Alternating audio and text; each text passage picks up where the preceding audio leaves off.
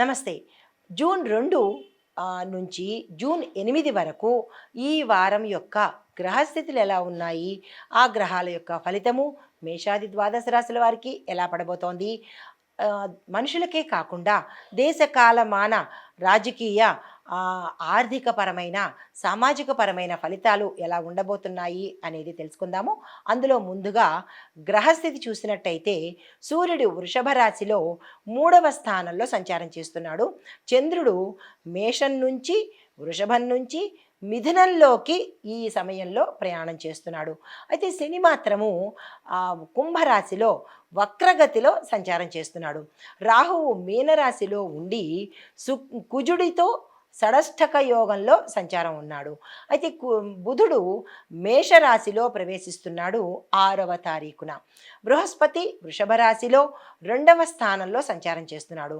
అయితే శుక్రుడు మిథున రాశిలోనే యథాతథంగా తన యొక్క గమనాన్ని ఉంచాడు.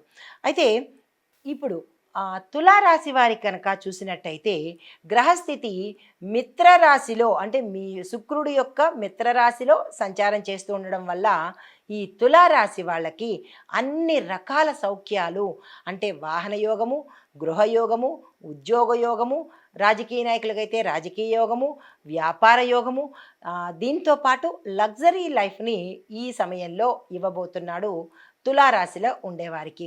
అయితే విద్యార్థులకు చూసుకున్నట్టయితే కనుక రీసెర్చ్ అండ్ డెవలప్మెంట్ ఆ విభాగంలో చదువుతున్న విద్యార్థులకు విశేషమైన ఫలితాలు ఇస్తున్నాడు. మీరు ఈ సమయంలో ఎటువంటి ప్రయత్నాలు చేసినా సక్సెస్ అయ్యేటట్టుగాను, మీరు ఏ ప్రయత్నం చేద్దామనుకున్నా, విదేశాలు వెళ్ళాలన్నా, ఇంకో కోర్సు నేర్చుకోవాలన్నా, జాబ్ కోసమైనా, ఈ రాశిలో ఉండే విద్యార్థులు ఏ ప్రయత్నం చేసినా సక్సెస్ అయ్యే అవకాశం ఉంది. కాబట్టి అస్సలు వృధా చేసుకోకండి. అయితే ఉద్యోగస్తులకు చూసుకున్నట్టయితే కనుక ఈ రాశిలో ఉండే ఉద్యోగస్తులకు ప్రమోషన్స్ రావడము, ప్యాకేజీ పెరగడము, స్థానచలనాలు ఎక్కువగా గోచరిస్తున్నాయి. మరికొంతమంది స్టేట్ టు స్టేట్ మారే అవకాశము, మరికొంతమంది విదేశాలు వెళ్ళి అక్కడ మీ ఏదైతే జాబ్ చేస్తున్నారో ఆ జాబ్ నిమిత్తంగానే విదేశాలు వెళ్ళి అక్కడ స్థిరపడేటట్టుగా గోచరిస్తోంది.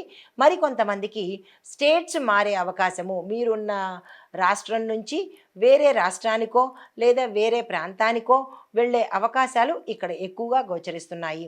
అయితే ఆ వ్యవసాయదారులకు చూసుకున్నట్టయితే కనుక ఇది చాలా చక్కని సమయము. మీరు ఏ పంట వేద్దామన్నా గిరాకీ పెరిగి, అంటే మీరు పెట్టిన పెట్టుబడికి కానీ లేదా మీ పంటకు అధిక మొత్తంలో మార్కెట్ ధర పలికే అవకాశం ఇక్కడ ఎక్కువగా కనబడుతోంది. ఏ వ్యవసాయదారుడు ఈ సమయాన్ని వృధా చేసుకోకండి.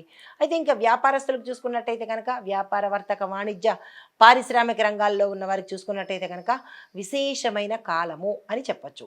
ఈ సమయాన్ని మీరు దేనికి ఉపయోగించుకున్నా సక్సెస్ సాధించే అవకాశము భవిష్యత్తులో గోచరిస్తోంది. పెట్టుబడులకు కానీ, విస్తరణకు కానీ, కొత్తగా నేను వ్యాపారంలోకి ఈ సమయంలో రాబోతున్నాను, రావాలని అనుకుంటున్నాను అని అనుకున్న వాళ్ళకి కూడా ఈ సమయము చాలా కలిసి వచ్చే అవకాశం గోచరిస్తోంది.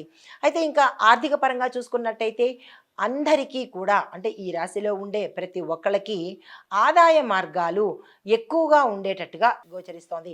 అంటే మీకు 4 వైపుల నుంచి ఆదాయ మార్గాలు పెరిగే దిశగా కనబడుతోంది. దానికి సంబంధించినటువంటి ప్రయత్నాలు ఇప్పుడు మీరు చేసుకున్నట్టయితే కనుక ఉత్తర పెరిగే అవకాశం కనబడుతోంది. అయితే కుటుంబపరంగా చూసుకున్నట్టయితే కనుక కుటుంబంలో వివాహాది శుభకార్యాలు నెరవేరుతాయి, గృహయోగం కనబడుతోంది. మీరు ఏ శుభకార్యం చేయాలనుకున్నా ఈ సమయం చక్కని సమయము. చేయడానికి కానీ లేదా చేయడం కోసం ప్రయత్నాలు కానీ చేసినట్టయితే కనుక విశేషించి కలిసి వచ్చే అవకాశం కనబడుతోంది.